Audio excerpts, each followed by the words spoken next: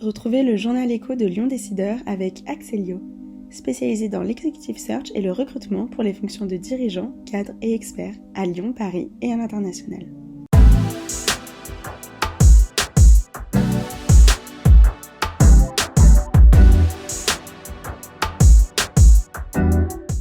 Bonjour et très heureux de vous retrouver dans le journal écho de Lyon Décideur. Des moyens renforcés pour le plan Grand Froid, c'est bien mais cela reste insuffisant, estime l'association Alinéa, gestionnaire du SAMU Social 69.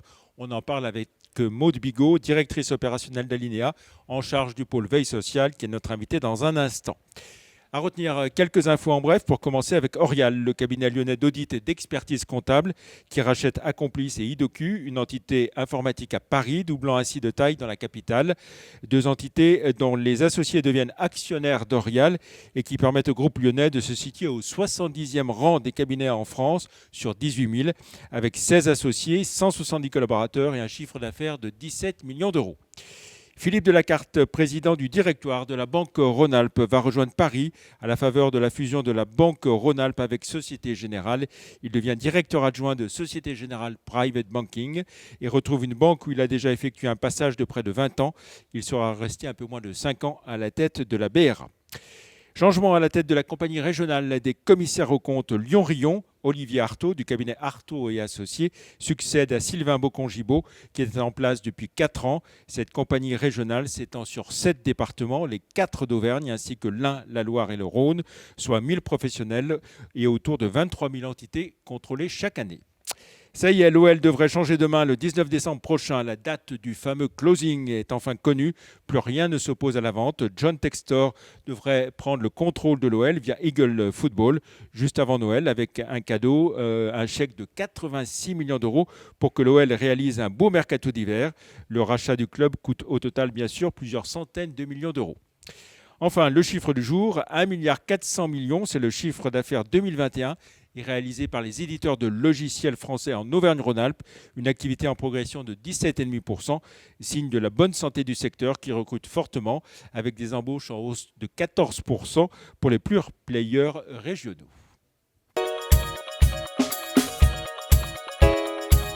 Place à notre invité à présent, Maude Bigot, bonjour. Bonjour. Vous êtes donc la directrice opérationnelle d'Alinéa, en charge du pôle veille sociale. Vous êtes notamment gestionnaire du SAMU Social 69. Alors à la suite de l'annonce par la préfecture du Rhône de la mise en place du plan Grand Froid, vous avez réagi pour dire que c'était bien, mais insuffisant. Pourquoi ? Effectivement, la préfecture a ouvert 67 places supplémentaires lundi pour faire face à un épisode de froid extrême. Donc on salue les efforts de la préfecture pour ouvrir davantage de places, mais c'est pas suffisant et c'est largement pas suffisant. Alors pourquoi c'est pas suffisant ? C'est qu'aujourd'hui, il y a plus de 1600 personnes qui appellent le 115 qui n'ont pas de solution. Et sur l'ensemble du département du Rhône, ce sont 10 000 personnes qui sont sans logement ni hébergement. Donc 67 places, c'est, j'ai envie de dire, une goutte dans un océan face à l'entièreté des besoins auxquels on ne peut pas faire face. Alors 67 places, c'est les places supplémentaires, sachant Tout qu'il y à en fait. avait déjà beaucoup, on va dire, les années antérieures. Donc on peut dire qu'il y a un effort indéniable de l'État, des collectivités locales, des associations, dont vous êtes évidemment. Tout le monde est pleinement mobilisé. Qu'est-ce qu'on peut faire de plus ou différemment alors ? Alors, quand il y a un problème sur l'hébergement d'urgence, c'est qu'il y a aussi un problème avant sur le logement. Donc aujourd'hui, en urgence, il s'agit d'ouvrir tout ce qui est possible d'ouvrir, donc d'aller chercher côté État, côté collectivité, côté entreprise, côté citoyen, l'ensemble des bâtis disponibles pour faire face à l'urgence. Mais il s'agit aussi et surtout de construire une politique logement ambitieuse sur le long terme. Parce que si aujourd'hui l'hébergement est complètement saturé, c'est que les gens ne sortent plus vers le logement.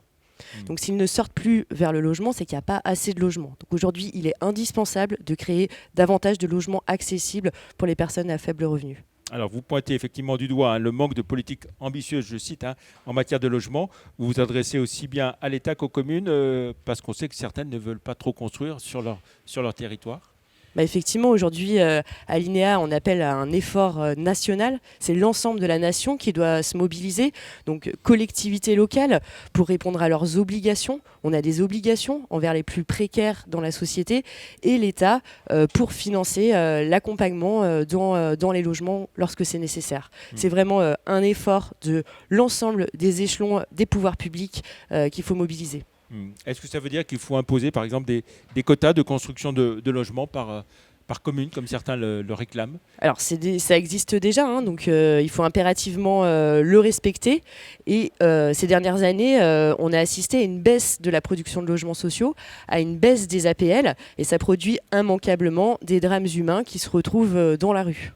Alors, vous dites, oui, les quotas, ça existe. Enfin, c'est la fameuse loi SRU, hein, qui Effectivement. oblige à 25% de construction de logements sociaux. On sait que certaines communes ne le respectent pas. Est-ce que vous souhaiteriez que les services de la préfecture soient encore plus actifs pour obliger et contraindre les communes à respecter ces quotas?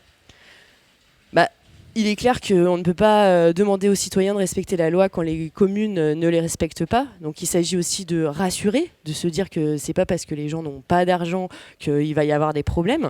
Donc il y a un effort aussi de sensibilisation à faire au niveau des collectivités, mais il faut absolument que les collectivités respectent les quotas de construction de logements sociaux et qu'on investisse massivement dans la création de logements sociaux. C'est impératif aujourd'hui si on ne veut pas se retrouver dans des épisodes de grand froid à se dire il n'y a pas assez de place et il y a des gens qui risquent de mourir dans la rue parce que c'est la réalité aujourd'hui. Voilà, et vous citez un certain nombre de cas dramatiques. Hein, vous dites récemment, hein, vous avez rencontré plus de 800 personnes à la rue et parmi elles 152 enfants. Par rapport aux années antérieures, c'est encore plus? Alors, durant la période de la crise sanitaire, on a montré que c'était possible de mobiliser du bâti, que c'était possible de financer de l'accompagnement, que c'était possible d'héberger des gens. Donc à ce moment-là, il y a eu une baisse du nombre de sans-abri dans la rue. Mais suite à la crise sanitaire, les gens sont restés dans l'hébergement, faute de pouvoir rentrer dans le logement. Ceux qui sont restés dehors n'ont pas pu rentrer dans l'hébergement. Et aujourd'hui, on assiste à nouveau à une augmentation dramatique du nombre de personnes à la rue. Alors, vous dites que des solutions existent, hein, dites-vous, en citant par exemple un pays comme la Finlande. Hein, en 35 ans, le nombre des sans-abri a été divisé par 5, je crois, là-bas, avec des décisions qui ont porté leurs fruits. Comment s'y sont-ils pris, nos amis finlandais? Alors, nos amis finlandais qu'Alinea allait visiter avec la métropole il y a quelques mois ont investi massivement dans le logement. À partir de 87, il y a eu des efforts très très conséquents qui ont été produits en matière de création de logements sociaux, plus 97%, alors que la population augmentait de 13%. Ce qui fait qu'aujourd'hui, le nombre de sans-abri a diminué drastiquement. Il y a presque plus de sans-abri en Finlande. Le nombre de sans-abri a été divisé par 5 depuis 87. Et donc vous dites la même chose est possible en France, qui a réussi en Finlande peut réussir ici en France? Effectivement, nous, à Alinea, on pense que c'est possible. On veut se mobiliser pour rendre ça possible. Et c'est pour ça qu'on en appelle à la création de logements. Ça demande une politique ambitieuse de la part de l'ensemble des pouvoirs publics.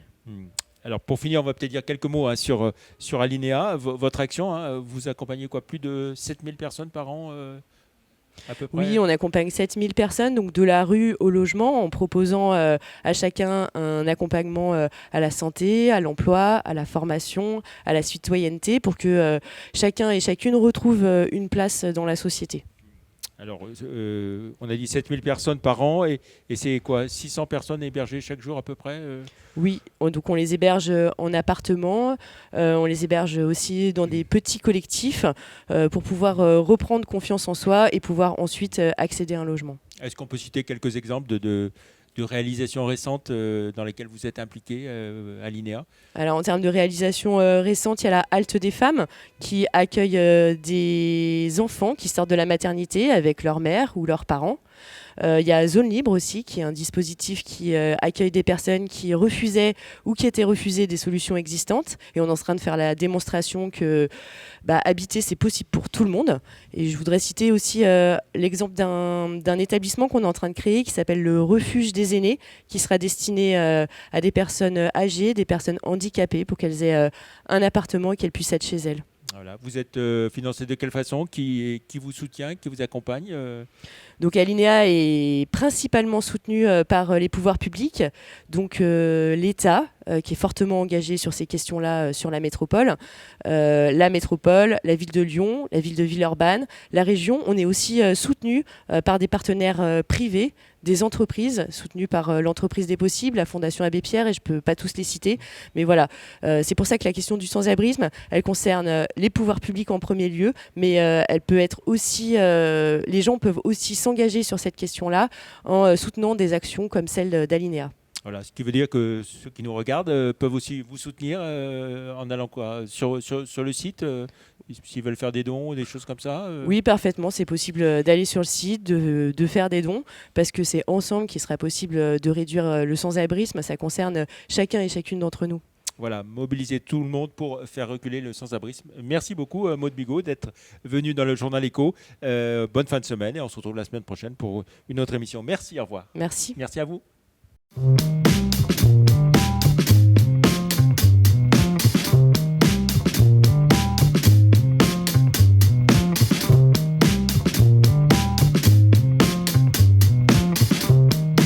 C'était le journal Écho de Lyon Décideur avec Axelio, spécialisé dans l'executive search et le recrutement pour les fonctions de dirigeants, cadres et experts à Lyon, Paris et à l'international.